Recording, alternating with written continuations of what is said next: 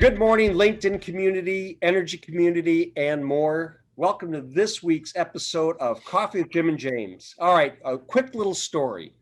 This is how I interact with industry icons. Picture this 2018, Washington, D.C., World Gas. We just set up the Energy WorldNet booth. Get it all set up. And what do? I do what I do best, go see friends. So I start to walk through the acres and acres. And like a beacon, like a Mecca, the North Star, what do I see? Heath Consultants booth. I'm like, there's friends. So I go over there, and what's in the middle of the booth but a Jeep? I Now, remember this. Jimmy, I was walking with you. I remember this story exactly. then do you remember me going through the booth armed with business cards? And I think it was Gerald Sims. Somebody else stopped me and said, Sir, that's Mr. Paul's Jeep. You can't mess with that. And I think Gerald walked up and said, it's just Jimmy. There's no stopping him. Let him go, So, but my question is, Paul, don't answer it now. We'll get it to it in a second. I want to know, as you're traveling down the Galveston coast, taking the ferry over to Port Bolivar, unloading the Jeep for the day in the beach in the sun, are you still finding business cards? Now, hold on. We'll get to that one in a second. Let me bring James in, our co-host, my brother. I couldn't do this without him, Mr. James Cross. Good morning, sir. Good morning, Jimmy. You might notice my background has changed. This is not a virtual background. Yeah, I can touch it. I'm in the office today for a very awesome reason. And Jimmy, I know your heart is breaking for not being able to be there for. Today is actually the day we hand out Thanksgiving turkeys and hams to our employees. And so, we have to do it a little bit differently this year. So hence the, we got the new swag on for anybody who maybe, but we all got together, leadership got together, and we did kind of a drive-through where we could be socially distant and still respect everything. But being able to get to see everybody, man, it was just the same, right? So it was an awesome day. Super excited to be on here with Paul today. Paul, man, welcome to the show. Are you terrified? No, it's great to be here. Always good, Jim and James. Boy. And Paul, the question still stands. Are you still finding business cards? Hey, I think he left a little part out of that story. There was more than business cards. There was T-shirts in there. Energy WorldNet T-shirts. And to this day, I don't know, he found every crack and crevice inside that Jeep to stick a Energy WorldNet T-shirt and business card in there. So, but he didn't put my size in there. So my wife wears them around the house and stuff. So best shirts ever. I still find the T-shirts that he left, a dozen probably. So. Only me. Only I would do that. Only Jim. So yeah. Only Jim. What a fun. That seems like a lifetime ago now when we think back of World Gas, huh? Yeah. It was a million years ago yesterday. Well, Paul, we're glad you're on the show. Thank you so much for joining us. I know you and Jim have known each other for a long time. You and I, we've met a couple of times here and there in the industry, World Gas. But glad you're here. Excited to get to talk to you today. That's great. It's an honor to be on. Well, it's great to have you. And I was thinking about it. I was like, oh, Paul and I have known each other for 10 years. Then I'm like, wait a minute, it goes back to the Centerpoint Minigasco days. And I'm like, and I started doing the math, and I'm like, we surpassed 10 years a long time ago. But I was in grade school then. Oh. Listen, take it easy over there, youngins. But anyways, Paul, why don't you've been in the industry, we'll just say, for decades. So could you give our audience a little insight into your history, when you began, what you've been doing, how long you've been at it, those fun things. So yeah, well, it's actually this year, I celebrated in June, my 40th year. Started in 1980 and with the same company on top of that, which is, I hire people today. We bring people in, that have, got 10, 15, 20 years experience, and they've had 3 or 4 jobs, and so people look and they said, my God, you've been with the same company for 40 years. I said, actually, I have. I said, been a great ride, family owned company, 3rd generation, worked for the father, didn't know the grandfather, but he had passed away shortly after I started with the company, but knew the father extremely well. In fact, I always called Milton Heath Jr. my business father. I had my father, and then my business father. And so I had a lot of respect for him. He taught me, certainly taught me how to work a trade show floor, and how to do it right. And now his daughter runs the company, and I knew her when she was a young girl going through college, in her teens. Wow. And then her brother, also involved in the company, works, and so it's been a fantastic ride for 40 years. I just can't believe it. But, Good. Paul, I just told somebody the other day, I don't have a great story like that where I got 40 years in, but I swear I got here as fast as I could yeah. to this industry.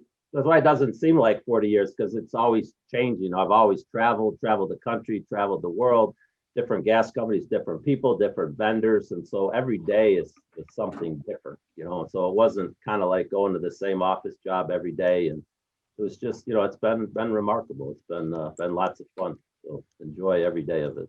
So Let me just ask a quick question. Your current title is because there's Chief Marketing Officer, is that correct? Or Chief Marketing Officer, correct. okay. Yeah. And Senior Executive Vice President, Chief Marketing Officer. That's usually the last title you get before they retire you. So Getting close. Yeah. Getting close. Good thing nobody retires in our industry, though. They just That's the thing. consultants, right? As long as you know people, and as long as you bring sales in the door, I said they won't let you. When you stop selling and you stop knowing people, then you're time to throw you out the pasture. So, Hey, that's when we become consultants, right? yeah, well, you can always do that. Well, Paul, Heath and EWN both, we're very active in associations just across the industry. I think thought leadership and being involved in committee. I sit on committees with folks from Heath all over. It's vital to what we do, and a big topic going on right now in the industry, and you guys know it as well as we do, is really been kind of that low carbon, non-fossil fuel environment, that transition or whatever. What are your thoughts on that topic, Paul? Yeah, it's interesting you asked that, James. I've been sitting the last 3 days on a GTI CH4 conference that's been run. It just ended today, actually, about 10-15 minutes ago, but it was, a couple hundred people virtual. Normally meets, up in Fort Collins, Colorado in person, but like everything else this year, all the other associations, the AGAs, the MEAs, have all gone virtual. And, but most of the topic was on that very subject matter, was on, this becoming, a net zero in 2050, and, how you're going to get there. And obviously the fossil fuel industry's been under attack, by a lot of the environmentalists and stuff out there that, saying that, obviously methane is bad, when methane leaks in its raw state unburned, the depletion of the ozone and greenhouse gas and climate change. And so there was a lot of discussion on that, all the new technologies that are coming out, and how, gas leaks are found, on the ground in conventional ways. And now there's launching satellites in the sky to find leaks from miles up in the sky. And so all that was discussed, the whole hydrogen blending. And so it's just, there was, industry on there, regulators, vendors, ex-governors were on there as well. And so it's just, it's an exciting time. It's different, but it's an education thing. I think it's where everyone in the industry's got to get out and talk the story and talk, their side of it, and how, even the natural gas industry is still a good thing. It's still, better than burning coal and some other things that are out there. And so, but it's different, and there's going to be a lot of changes, over the next, 20, 30 years for sure. Yeah, there seems to be a lot of people taking more, I think what the shock of it all, maybe from 10 years ago, 5 years ago, when, this conversation kind of kicked off more and more. Now I think people are kind of getting more into a proactive stance of, okay, how do we become a part of the solution, right? Like, how do we, because we're not going away, right? I mean, we know that. We know what drives what, but how do we become part of the conversation? And that's what I love about it, is, like you said, seeing those groups come together that can really hash out the world's problems on the everyday. How are we going to hash out this even bigger problem? or opportunity, right? To spread the good word. I mean, natural gas has a good word to put out there, and it's education and it's informing customers. That natural gas is safe, it's clean, it's an efficient energy source, and it's not going away anytime soon. But obviously, you're going to have to look at alternative sources and renewables and renewable natural gas and hydrogen and all these other things. But there's a lot of assets out there. I mean, billions of dollars of assets in the ground that just aren't going to give up overnight. It's gonna be a while to replace what's there, and the entire industry that we're in. So. But it took 150 years to build the industry that we're at right now. And I think you're absolutely right. Education, because a lot of the consumers just think of natural gas maybe for the water heater or for the furnace or something like that. But when you start to look at the industrial aspect, it is critical to the industrial key. And just the feedstocks. I mean, look what you use in your everyday life. It's generated from oil and natural gas. I mean, the plastics and the fabrics and everything that we're sitting on and using is oil and gas. And so where's all that going to come from? Yeah. So where's your Tupperware and all your other things that you use every day, and your phone? It's fossil fuels. It's oil and gas derivatives. So. Yeah, it is incredible with that. Let me switch gears a little bit. I want to dive into a little bit more into Heath. You guys have been around for a few years and are instrumental into the natural gas world, providing essential services as well as a manufacturer. This year has given us a few different curveballs with COVID. How has that affected you all at Heath? Again, when I say essential services, you guys are on the front line, walking through yards, doing leak detection and such like that.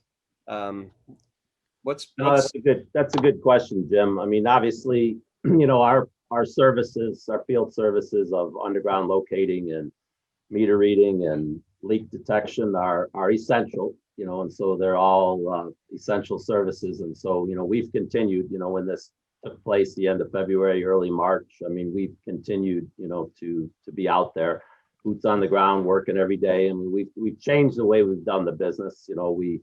A lot of home-based reporting now where, they leave directly from home. They don't go into a project office. They don't go into the utility client's office. They pick up their work, electronically. They go out and do their work and then, then come back. So we've, and obviously the PPE and everything, to make sure that, there's no spread of the virus and stuff. But, from a leak survey standpoint, we don't go inside homes. There's been waivers, regulatory waivers in a lot of states that we work in, and we work across the whole U.S. And so we've, don't go inside structures to check meters. We'll go right up to the building, to the service line, and then, a lot of the indoor meter inspections will get scheduled at a later date. They're still going to stay in compliance, with a lot of the state regulators. On our manufacturing side, that's here in Houston, and that's essential also. So we've continued there. I mean, a lot of our corporate people are accounting, HR, things of that sort of, worked remotely without any issues. But our manufacturing is kind of hard to build equipment, at your house. And so they've come in, we've looked at different things, shift work and stuff, so that we don't have the entire population. So if in fact we do get, a COVID infection, we can limit it from infecting everybody. And so we've been extremely lucky there. I mean, we've done a lot of due diligence and stuff to prevent things from happening, but we haven't really missed a beat at all. And so we've continued, and so it's been good. You'll see a truck go by. Yeah, I'm right on Hobby Airport here, and normally there's Southwest Airline planes going by all day long. And you'll notice since we've been on, you haven't seen one. And so that's the downside of the COVID is airline travel, and they're stacked up there. They just don't fly. You rarely see them. So it's that part's the depressing part. So aren't you one of the few businesses that's actually on the airport property there? When I was there, there's not many. Technically, I mean, there's supposed to be an airport expansion here at Hobby. They opened up an international terminal, and so they've, we're kind of waiting. At one time, they wanted to buy our facility, but with business interruption, we didn't want to move, and so who knows what might happen. And now with the COVID, with the downturn, it's a seat count on how many passengers pass through. Trickles, when they do an airport expansion. But when that happens someday, we're probably sitting on the runway right now. So there will be the day. Yeah, We probably won't be here. But. absolutely. Yeah, I just have one quick follow-up, because it's stuck in my head. With the changes you talked about that you've adapted during COVID, do you anticipate those becoming permanent, way of doing business going forward? Or do you think you're going to revert back to the old way of doing business? It's just That's good. And we've actually learned a lot of things. We've learned some are good, some are not so good. But one thing we did learn is, as a company, we probably had too many face-to-face meetings. And I think you need face-to-face meetings. I mean, you cannot eliminate those altogether. I mean, there's something about camaraderie and, going out to dinner together after meetings and going having a couple cocktails. And, there's something to be said for all of that. But I think we've learned too that maybe we did it too much. And, do you need to bring people, to the corporate office for meetings, and so, yeah, we can cover a lot of it virtually. We're not going to cut out face-to-face meetings. I just don't think we need as many of them. And then we've learned out in the field that, we can today, with smartphones and tablets and, you can, and, a lot of our software now, runs, we're not real as much paper as we used to be years ago. We're pushing maps and paper and all that around. Everything's electronic. And so we don't necessarily have to come into an office to pick up maps. I mean, we can come in, we can receive all that work electronically and go right to the field. And there's savings there without sitting in the office, drinking coffee and eating a few donuts before you get out in the field and work, and so, so we've learned some things and people have brought in some good ideas and suggestions, our field people. And so they've been fantastic, and it's, really helped. It's been an interesting year for sure. Just to say the least.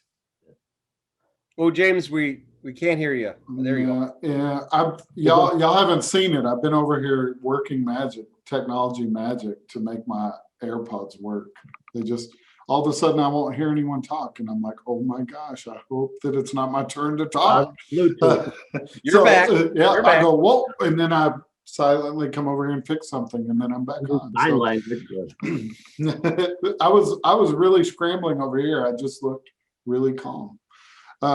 Paul, one thing we've been asking all of our guests, and I'm anxious to hear your answer, and I hope it's not just yes or no, but so I'm going to add a descriptor to the end of it. But after 40 years of it, I can't wait to hear it. But my question to you, sir, is do you love what you do?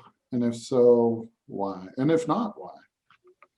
No, I mean, the reason I'm still in the business, the reason I'm still, with the company is I love the industry. I mean, it's just fantastic people. I always get upset, when I hear, unfortunately, I mean, there are some incidents we have here and there, fires, a few explosions that make front page news. And, it really upsets me when I hear, people get on there taking about how utilities don't care about safety and all they care about is bottom line and that is just so ridiculous. I've never been in an industry, the natural gas industry, that thinks more about safety in every single thing they do every day, and how passionate people are, for safety, whether it's a leak, whether it's a vehicle on the road, whether it's, anything.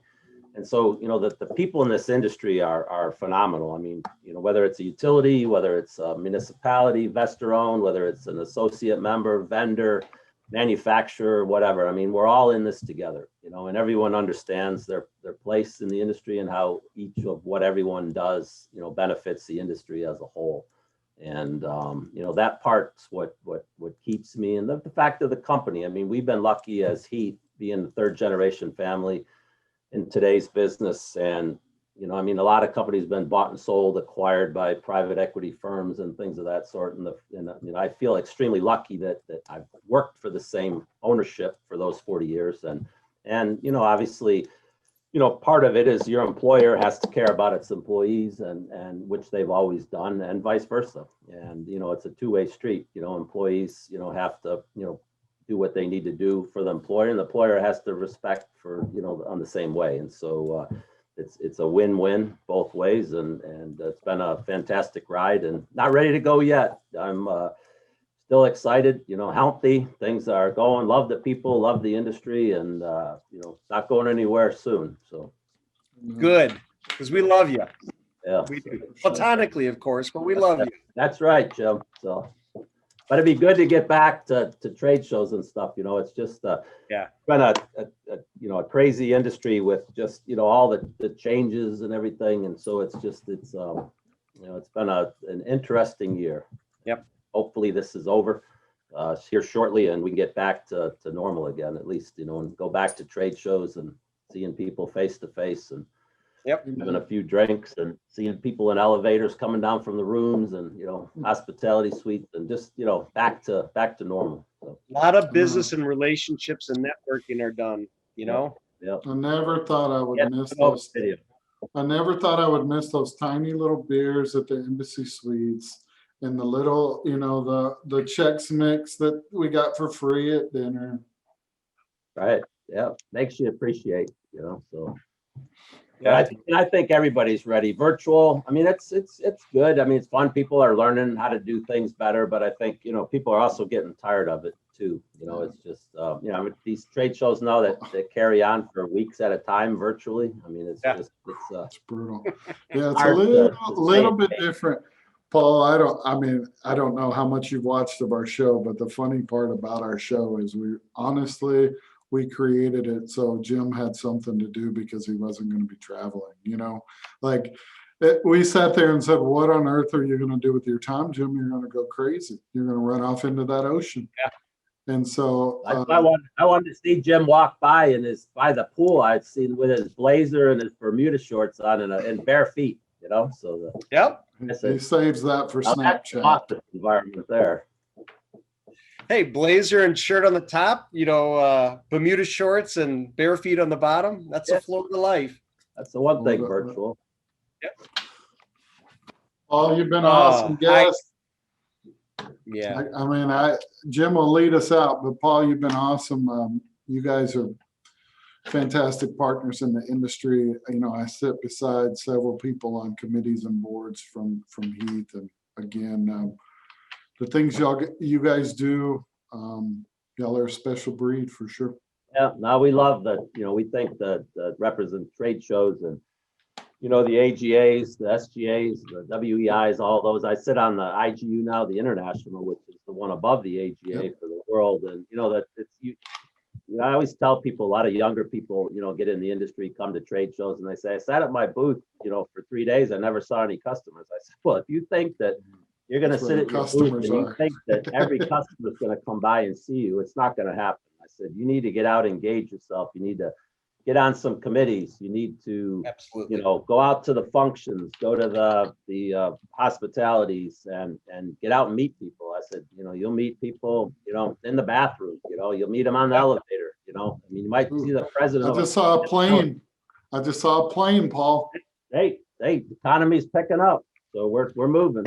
Right before our eyes. You got to engage yourself. You got to get out and meet people, and there's opportunities to do it. Just don't think sitting at your booth all day long, that you're going to see everybody. I tell Jimmy all the time, you can sit around and wait for your invite to the party, or you can go out there and host your own party. So, Jim doesn't wait for an invite. He just shows up anyway. So he doesn't. I do. To say that I immerse myself would be an understatement, but it's our family, our industry family, and I can't say enough about it. I gotta, on behalf of James, I thank you so much, Paul, for joining us today. You're a longtime friend, industry advocate, everything. For all of our audience today, please connect with Paul. He is just the salt of the earth, a great person, wants the best for our industry, wealth of knowledge. Follow Heath. Do that. Follow James and I on the Coffee with Jim and James site too. Yep. Follow Energy World Net, James and the new swag. Until next time on Coffee with Jim and James, on behalf of James, Paul, and myself, we wish you all a great week. Please, everyone, stay safe. And again, until next time, take care, and God bless you, and God bless our industry. We'll see you next time. Thanks, Jim. Thanks, James. Enjoyed it. Everybody be safe. Thanks, Paul. Absolutely.